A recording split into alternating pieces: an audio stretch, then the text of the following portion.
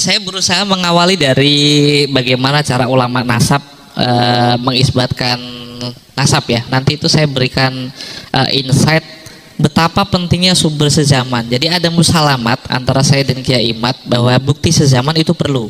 Kendati pun demikian, saya fokusnya ada di sejarah, kajian historis, dan akan mengkritik apapun yang bisa dikritisi dari kajian historis. Nah, untuk ulama nasab ternyata memiliki kaidah ilmiahnya sendiri. Mereka memakai kaidah tasamu atau syura istifadoh. Bisa dilihat ya. Ada 4 macam paling tidak, berarti kan catatan dari keluarga yang sahih. Terus yang kedua syura istifadoh atau biasa dikenal dengan tasamu, bisa didengarkan kayak Gus Hasan ini bin siapa, semua orang di Bondowoso mengerti, dan itu adalah yang dimaksud dengan syura istifadoh. Syura belum tentu istifat dan mustafat belum tentu syura. Keduanya bisa jadi berbeda, tapi salah satu di antara keduanya bisa sahih untuk mengisbatkan nasab. Selanjutnya ada al-iqrar, berarti kan konsistensi dari sebuah ikrar, dan yang terakhir adalah seperti Mahdi Rojai yang mengisbatkan Ba'alawi ketika diragukan mengirimkan surat, itu bentuk dari tahqiq seorang muhakkik itu. Nah, problemnya saya bawakan dari Muqaddimat fi ilmin ansab, ini kitab baru karena saya ngerasa paling representatif. Kenapa ada gugatan seperti Kiai Imad gitu? Karena jika syuhra wastifadoh itu berlaku sepanjang masa, kenapa orang yang dikenal sebagai anak dari leluhur dari seorang mujtahid mutlak bisa sampai tidak tercatat? Jika syuhra wastifadoh itu dikenal, kenapa nampaknya tidak pernah sekalipun dinotis oleh ulama di masanya? Jika syuhra wastifadoh itu berlaku sangat umum, kenapa tidak ada satupun bukti bahwa dia itu ada? Itulah kenapa Kiai Imad itu bertanya-tanya, sebenarnya Ubaidillah bin Ahmad al-Muhajirin benar-benar ada atau tidak gitu. Makanya di redaksi yang selanjutnya ya, ketika ada bukti yang dimaksud dengan baina sorihah, Kiai Imad memiliki definisi yang berbeda dengan saya.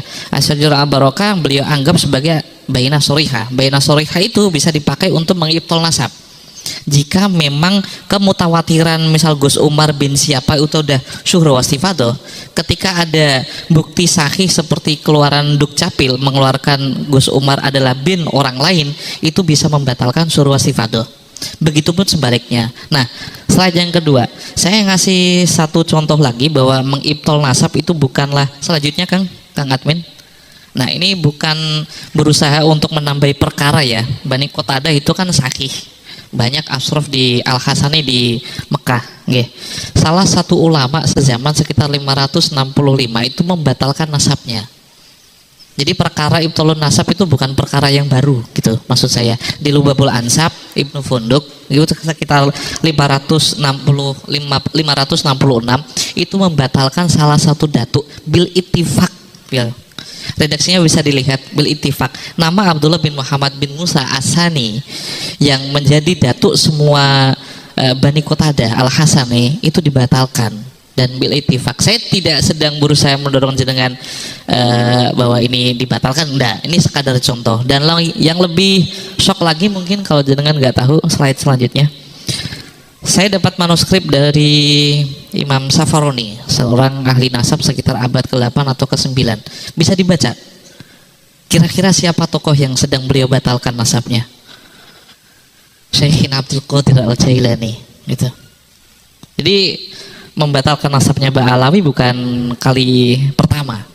Bahkan Bani Qatadah yang sangat-sangat ring satu kesahihannya itu menurut Gus Habib Rafael ya, itu sangat ring satu di Hijaz, itu ternyata bisa dibatalkan. Dan jangankan itu, Syekh Abdul Qadir pun ternyata bisa dibatalkan. Konon seperti yang ditulis oleh As-Safar ini, orang di Syam berarti Syria ya, itu populer mengisbatkan silsilahnya Syekh Abdul Qadir Jailani dengan 2 jalur seperti ini. Bisa dibaca di sebelah kanan, kalau misal yang sebelah kiri nggak bisa dibaca. Ini kata Safaroni yang paling bawah. Kilahuma, ada 2 isnad, ada 2 nasab yang disandarkan kepada Syekh Abdul Qadir Jailani. Kilahuma ghairu sahihin wa qad ikhturi'a, dan silsilah ini dibuat-buat gitu. Padahal kalau jenengan itu punya ijazah manaqib dari Syekh Abdul Qadir Jailani, salah satu silsilah ini kan yang jenengan yakini. Nggih. Nah, ini sekadar contoh biar jenengan nggak terlalu kaget bahwa membatalkan nasab itu bukan perkara yang baru. Oke, clear ya? Ada pro Kiai Imat nanti silakan, forumnya nanti lebih enak. Oke. Next, mungkin lanjut. Nah, kali ini kita akan membahas tentang Ba'alawi atau Bani Alawi. Terus sekaligus selanjutnya melacak Ubaidillah bin Ahmad al-Muhajir. Pokok pertama Kiai Imat membatalkan nasabnya Kiai Ba'alawi atau Ubaidillah itu berangkat dari kitab yang namanya An-Nafah Al-Ambariyah. Gitu. Kenapa? Selanjutnya mungkin karena Abu Alawi di kitab itu yang diproduksi sekitar tahun 880 menyebutkan kalau Abu Alawi adalah min nasli Bajadid.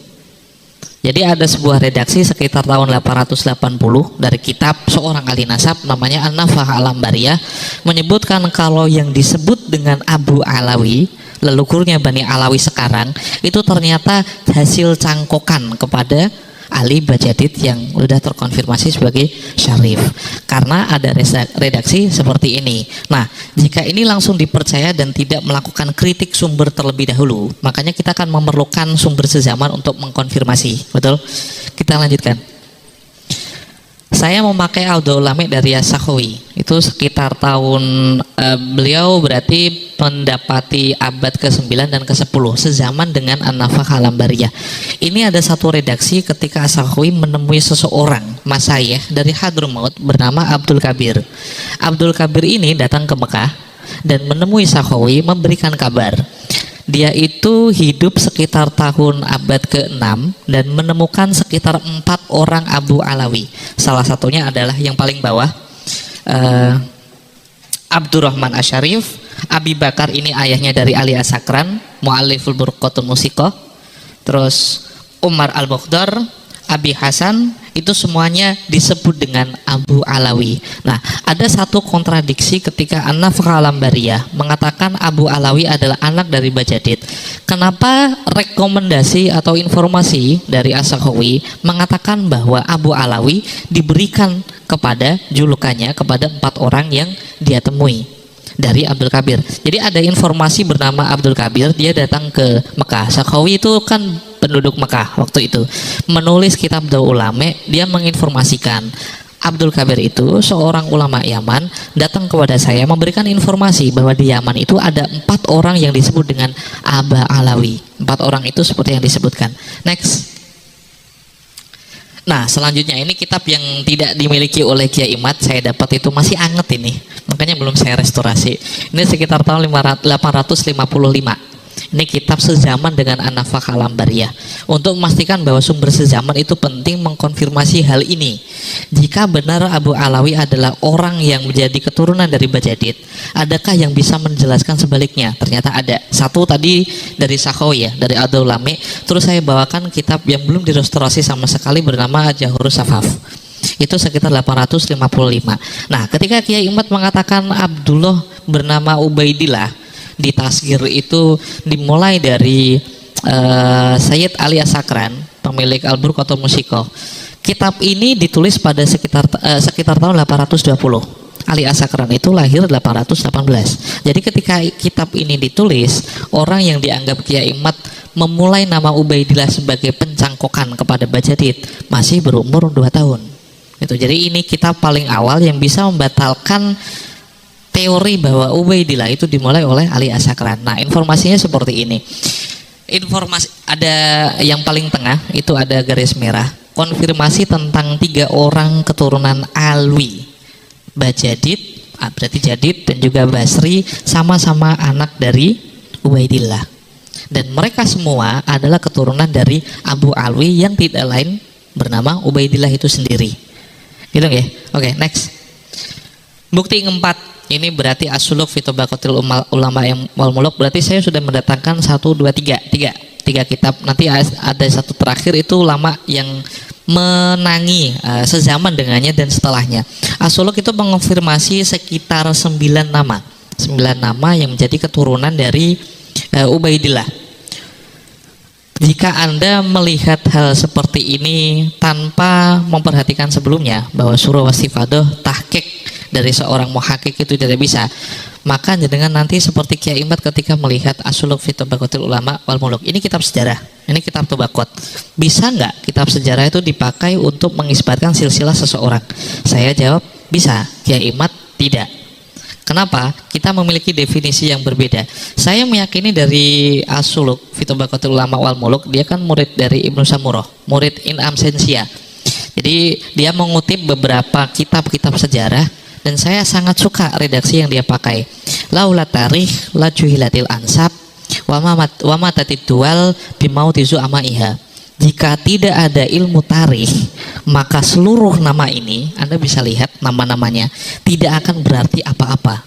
Anda tidak akan mengetahui siapa itu Ahmad Al-Muhajir, siapa itu Ubaidillah, siapa itu yang paling atas ya, siapa itu Ali, siapa itu Muhammad, siapa itu Muhammad lagi, siapa itu Ja'far Shadiq, siapa itu nama-nama ini, tidak akan Anda bisa pahami jika Anda tidak memiliki kemampuan untuk ilmu sejarah.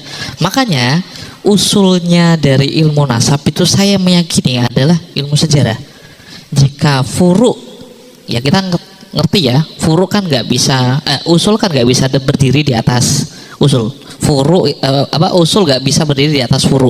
Makanya ilmu nasab itu nggak bisa berdiri jika tidak berdiri di atas ilmu sejarah. Tanpa pengetahuan apapun tentang Ahlul Bait lah, kira-kira nama ini tanpa ilmu sejarah bermakna atau tidak nama-nama ini? Siapa itu Ali? Siapa itu Muhammad? Siapa itu, kelihatan ya? Siapa itu Jadid? Siapa itu Abdullah? Terusannya, siapa itu Ja'far Shadiq? Siapa itu Muhammad Al-Bakir? Al-Bakir itu bermakna apa? Jika tidak memiliki kemampuan tentang sejarah, ini tidak akan berarti apa-apa. Nah, bedanya Kiai Imad dengan saya itu, beliau hanya kolot memakai kitab nasab. Sementara Al-Janadi sendiri itu memakai ilmu sejarah, dan ini buku tentang Tobaqot sejarah. Nah, bisakah dipakai? Sangat bisa. Karena saya mendapati beberapa kitab nasab seperti Al-Ubaidili memakai kitab-kitab sejarah untuk sebagai landasan. Tanpa kitab sejarah kita tidak akan tahu siapa itu orang yang disematkan dengan Al-Bakir. Kenapa sampai Musa Al-Kazim itu, definisi tentang kisahnya, dia punya anak berapa, mungkin dituliskan dalam kitab nasab. Tapi tanpa ilmu sejarah, nama itu tidak akan bermakna. Nah, untuk membahas dan membalas apakah informasi Abu Alwi tadi adalah anak atau keturunan min nasli Bajadid, benar atau tidak, saya memakai yang paling nomor 3, berarti adalah As-Suluk fi Tabaqatil Ulama wal Muluk. Nah, kitab ini paling tua, lebih tua dari An-Nafakh Al-Ambariyah. Dia menjelaskan secara sharih bahwa Ali adalah Bajadid. Sementara 7 nama dari Ba'alawi adalah saudara yang lain. Next mungkin. Nah, sorry belum saya tandai, tapi yang ini adalah 7 nama dari Ba'alawi. Jadi konfirmasi buku sezaman itu bisa membantah An-Nafakh Al-Ambariyah yang dipakai oleh Kiai Imad ketika beliau mengatakan bahwa Ba'alawi di abad ke-9 itu mencangkokkan namanya ke Bajadid. Jadi konon menurut klaimnya Ba'alawi itu, Imam Ubaidillah punya anak 3, yaitu Alwi, Jadid, dan Basri. Dan Kiai Imad mengira dan menuduh juga bahwa Ba'alawi, nama Alwi itu dicangkokkan kepada Jadid. Jadid itu pun hasil dari cangkokan karena muncul baru pada abad ke-8, yaitu dari kitab As-Suluk. Oke, next. Nah, ini kitab tadi 3 kitab sezaman sudah membantah dengan sangat sharih ya bahwa Abu Alwi bukanlah keturunan dari Bajadid. Nah, kebetulan saya menemukan manuskrip dan ini sedang direstorasi. Ternyata ada saktun nasakh, Jadi zaman dulu itu tidak ada penerbit. Orang-orang itu menuliskan kitabnya itu dikasih ke rentalan orang-orang. Misal Gus Umar punya profesi sebagai seorang nusakh, penulis kitab. Ya, dia dibayar untuk melakukan itu. Nah, kadangkali yang menasakh itu, yang menyalin kitab yang menjadi nusakhnya itu kadangkali keliru menulis. Makanya dalam dunia sumber primer itu sangat penting biar jenengan tahu apa yang dimaksud, apa yang sedang ditulis oleh seorang mu'alif di kitabnya. Kadangkali kita tidak menemukan kebenarannya hanya lewat kitab versi modern. Perlu muhakik juga, perlu kitab asli juga. Nah, di An-Nafakh Al-Ambariyah yang diproduksi setelah 880 itu, kelak nanti saya akan unggah dan saya akan buktikan ketika informasi Abu Alwi adalah keturunan dari Bajadid, itu adalah kekeliruan dari seorang penasakh kitab. Jadi seorang pegawai yang menulis kitab itu loh, terus dikasihkan ke orang-orang. Kalau sekarang kan main enak ya, fotokopi, bisa dicetak 1000 eksemplar udah jadi. Dulu itu enggak. Biasanya kitab ini ditulis oleh seseorang, dibayar, diberikan kepada orang lain, diberikan kepada orang lain, diberikan kepada orang lain. Di belakang sampulnya dikasihkan isnad. Saya mendapatkan ijazah kitab ini dari si fulan, Kiai Fulan dari ini tahun ini tahun ini. Nah, dari sanalah saya bisa menemukan Mbak Jadid dan Mbak Alawi dari bukti-bukti material. Kita lanjutkan aja lah. Ini sebelumnya ini bukti yang setelah dari An-Nafaq Al-Ambariyah. Bukti yang sangat faktual. Dia sangat sezaman dengan An-Nafaq Al-Ambariyah, tapi dia membuktikan bahwa Mbak Alawi yang paling merah ya, merah yang paling bawah. Bani Abad, Abu Abad atau di Hadramut bisa disebut dengan Mbak Abad, itu ternyata punya kekerabatan dengan beberapa Bani Ba'alawi. Makanya saya itu menemukan bukti historisnya ternyata bukan di Yaman ya, ternyata di Oman. Solalah berarti Kesultanan Oman sekarang. Nah, salah satu petunjuknya adalah ketika saya mencari yang siapa yang bernama Mbak Abad ini, ternyata mereka berketurunan sampai sekarang, menceritakan kisahnya, menceritakan hubungan kekerabatan dengan Mbak Alawi ketika di masa lalu. Dan dari sini udah ada konfirmasi kalau Aba Alwi bukanlah orang lain kecuali dia itu julukan bagi keturunan Ubaidillah. Dan Aba Alwi itu adalah kunyah yang diberikan kepada Ubaidillah bin Ahmad Al-Muhajir. Jadi sudah ada kitab 3 sezaman dan lebih tua dari An-Nafaq Al-Ambariyah, dan yang sezaman, satu kitab sezaman dengan An-Nafaq Al-Ambariyah yang bisa membatalkan klaim bahwa Aba Alwi mencangkokkan nasabnya kepada Mbak Jadid. Oke, next. Terus ini saya presentasinya sedikit kok. Habis ini kita langsung dialog. Ini konfirmasi historis yang saya dapatkan dari bukti-bukti isnad. Next. Kebetulan saya temukan ini dari Oman. Teman saya Abu Umar itu yang merestorasi. Saya dapat nama itu dari yang paling bawah, yang tulisannya nggak bisa dibaca itu. Ini bukti bahwa Mbak Jadid itu mendapatkan isnad kitab Sunan Turmuzi dari Imam Al-Harawi yang paling kanan. Jadi Muhammad Bajadid itu anaknya Ali Bajadid, itu pada tahun 653 mendapatkan isnad dari Hasan bin Rasyid dari Ali Bajadid. Ali Bajadid ini mendapatkan isnad dari Muhammad bin Abdullah Al-Harawi tahun 591. Jadi sekitar hampir 150 tahun lah. Yang awalnya 550 tahun saya tawar menjadi 150 tahun lewat isnad ini. Next. Sedikit lagi selesai. Next lagi mungkin. Oke, ini isnad untuk Mbak Alawi. Nggak ada habaib di sini ya. Kebetulan nggak ada habaib ya. Oke. Sayangnya nggak bisa di zoom. Ini kitab yang paling atas ini, Sanah Salasin Wasitimiah. Berarti sekitar tahun 690. Bisa di zoom nggak sih? Nggak bisa ya.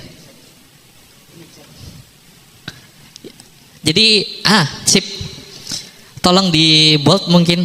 Ini bentuk isnad seseorang di masa lalu. Jadi setelah saya belajar tentang manuskrip sekarang, akhirnya saya sangat menghormati kesarjanaan itu. Jadi ilmu yang sampai kepada kita ternyata melewati pundak-pundak seorang intelektual seperti ini.